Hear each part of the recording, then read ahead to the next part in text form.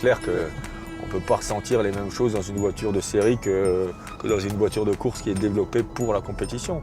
Par contre, ce qui est bien dans ce type de voiture, c'est qu'on peut se faire plaisir avec. Il y a de la puissance, il y a un châssis qui est sympa, la voiture est agile, elle répond bien, tout en ayant quand même un certain confort qui permet d'être utilisable tous les jours et de s'en servir pour aller chercher le pain sans réveiller tous les voisins, etc.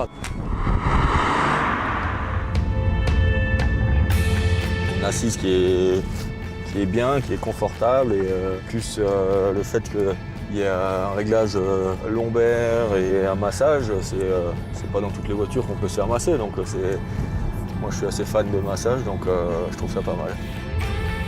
Il y a un truc qui m'amuse pas mal, c'est aussi les sons. On peut changer le son des clignotants parce que les clignotants font généralement toujours un petit peu le même son. Donc là il y a des sons plus originaux comme celui-là par exemple. Il était bien celui-là. C'est vrai que c'est une voiture sympa, quoi. On peut tout adapter un petit peu à ce qu'on aime et voilà, ça fait partie des petits détails qui font la différence. Quand il y a une voiture à côté de nous, qu'on veut doubler, et si elle est dans l'angle mort du rétro, on a un petit signe lumineux sur le rétroviseur qui nous dit « attention, il y a quelqu'un ». C'est vraiment, je pense, pour la sécurité, c'est vraiment un plus.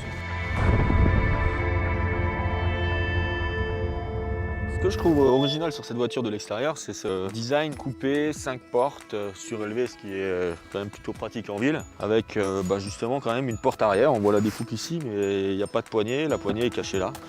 Donc, je trouve que c'est bien pensé, ça ressemble à un coupé, mais il y a des portes à l'arrière pour les enfants.